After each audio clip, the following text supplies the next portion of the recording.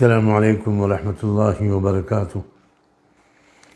بسم اللہ الرحمن الرحیم والحمد للہ رب العالمین والصلاة والسلام علی اشرف الانبیاء والمرسلین سیدنا و سید الاولین والآخرین محمد وعلی آلہ وصحبہ اجمعین وعلی کل من سار علی دربہ واتبع ہداہ الی یوم الدین۔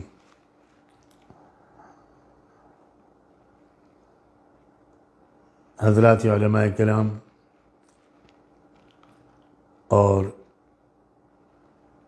امت مسلمہ کے تمام بھائیوں، بہنوں، نوجوانوں، آپ سب تک یہ خبر پہنچ چکی ہوگی کہ ممتاز عالم دین، بین الاقوامی شہرت کے حامل مولانا سید سلمان حسینی ندوی اچانک راہی ملک بقا ہو گئے۔ انا للہ و انا الیہ راجعون۔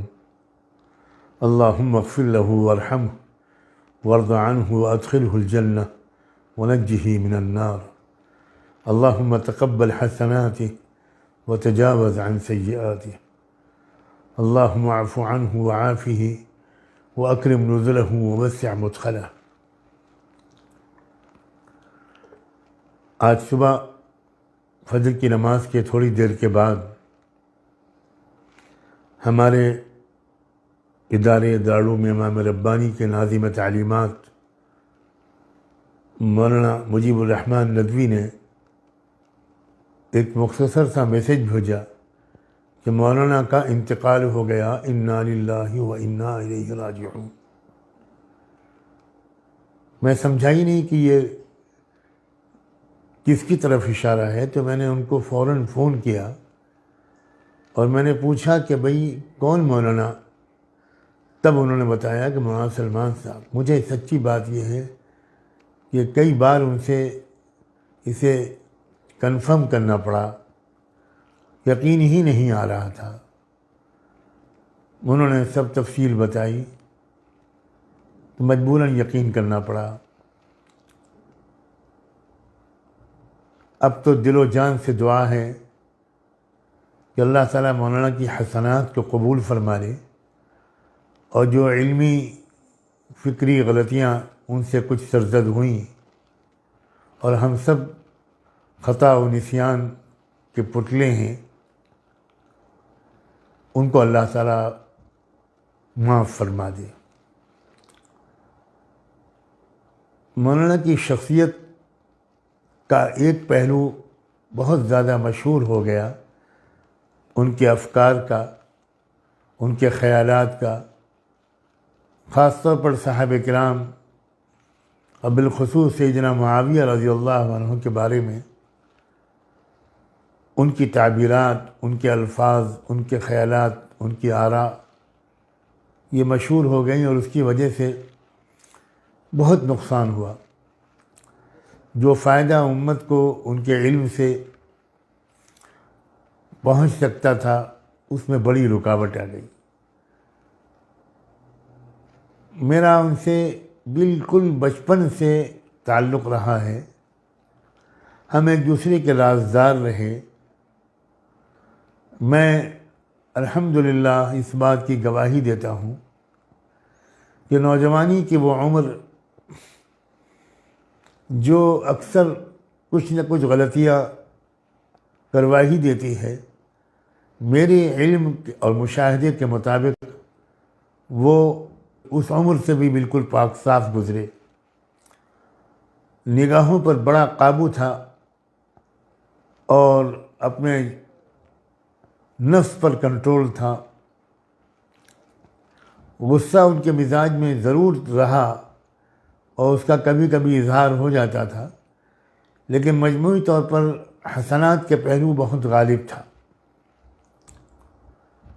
میں اس وقت کوئی تفصیلی بات نہیں کر سکتا، یہ تعزیتی پیغام ریکارڈ کرا کر وائرل کرنے کا بھی میرا ارادہ نہیں تھا، لیکن بعض معتبر علماء کرام نے مجھ سے یہ فرمائش کی کہ میری طرف سے کوئی پیغام یا بیان آ جانا چاہیے، جن میں خاص طور پر قابل ذکر بھیونڈی کے حضرت مولانا مفتی حذیفہ صاحب، جو اکابر علماء دیوبند کے معتمد ہیں، جمعیت علماء ہند کے مہاراشٹر کے ذمہ داروں میں سے ہیں، ان کی طرف سے باصرار یہ فرمائش ہوئی،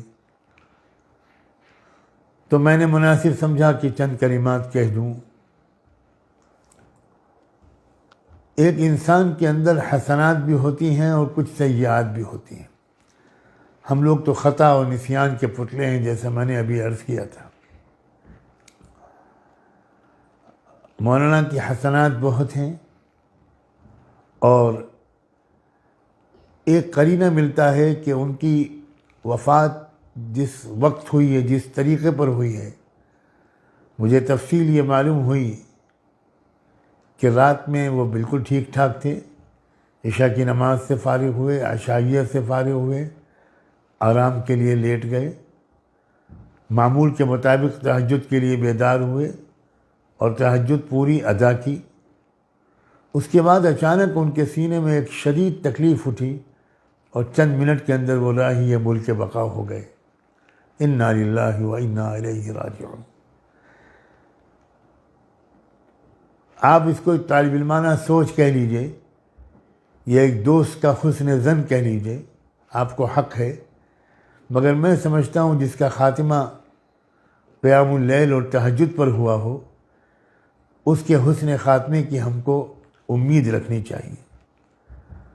اور یہ بات میرے علم میں ہے کہ گزشتہ چند ماہ سے انہوں نے اس قسم کے اختلافی موضوعات پر بولنا اپنے بعض قریبی لوگوں کی گزارش پر بالکل ترک کر دیا تھا۔ شاید ان کو خود بھی احساس ہوا ہو کہ اس قسم کے خیالات کے اظہار سے امت کو فائدہ نہیں پہنچ رہا، نقصان ہی پہنچ رہا ہے۔ وہ بہت سی حسنات لے کر گئے ہیں اللہ کے ہاں۔ ہماری اللہ تعالیٰ سے یہ دعا ہے کہ آپ نے فرمایا ہے ان الحسنات یذہبن السیئات، یہی معاملہ آپ ان کے ساتھ فرمائیے اللہ، اور ان کی حسنات کو مغفرت کا، رحمت کا، علو درجات کا سبب بنائیے، اور اگر جو غلطیاں ان سے ہوئی ہیں ان غلطیوں کو معاف فرما دیجیے۔ الحمدللہ مجھے یہ جان کر بھی بہت اطمینان ہوا کہ ہمارے محترم قائد جماعت دیوبند کے اس وقت کے سب سے بزرگ عالم دین حضرت مولانا سید ارشد مدنی نے بھی اسی قسم کے خیالات کا اظہار کیا ہے، اور اس پر زور دیا ہے کہ دارالعلوم دیوبند کا مسلک اعتدال کا مسلک ہے، علمی وقار اور متانت کا مسلک ہے، اور وسعت ظرفی کا مسلک ہے۔ یہ تین الفاظ غالباً انہوں نے استعمال کیے ہیں۔ واقعی بالکل صحیح فرمایا انہوں نے، یہی مسلک ہمارے اکابر کا ہے۔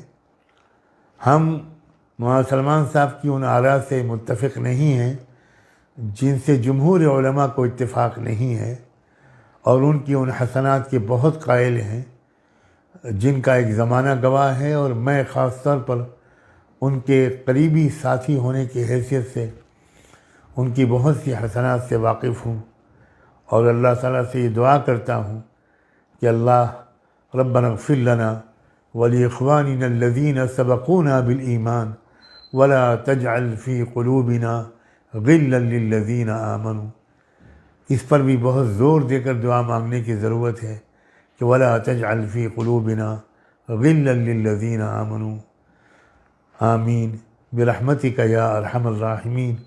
میری سب خواتین و حضرات سے یہ درخواست ہے کہ مولانا علیہ الرحمہ کے لیے دعائے مغفرت کا اور ایصال ثواب کا اہتمام کریں۔ میں ان کے خاندان کے تمام لوگوں سے، ان کی غمزدہ اہلیہ سے، ان کے بچوں سے، ان کے بھائی سے، ان کے خانوادے کے تمام لوگوں سے دلی اظہار تعزیت کرتا ہوں، اور جلد سے جلد لکھنؤ پہنچ کر سب لوگوں سے مل کر اپنے غم میں ان کے غم میں شرکت کا اور تعزیت کا اظہار کرنے کا ارادہ کر رہا ہوں۔ اللہ تعالیٰ آسان فرمائے۔ اگر میری صحت ایسی نہ ہوتی تو شاید میں آج ہی روانہ ہو کر کوشش کرتا کہ ان کی نماز جنازہ میں شریک ہوں، لیکن آج میں سفر کے حال میں نہیں ہوں۔ اللہ تعالیٰ آسان کرے اور میں جلد از جلد پہنچ کر خاندان کے ان کے بھائی اور بچوں کے درمیان بیٹھ کر اپنے جذبات کا اظہار کر سکوں۔ اللہ تعالیٰ سب کو صبر و اجر عطا فرمائے۔ السلام علیکم ورحمۃ اللہ وبرکاتہ۔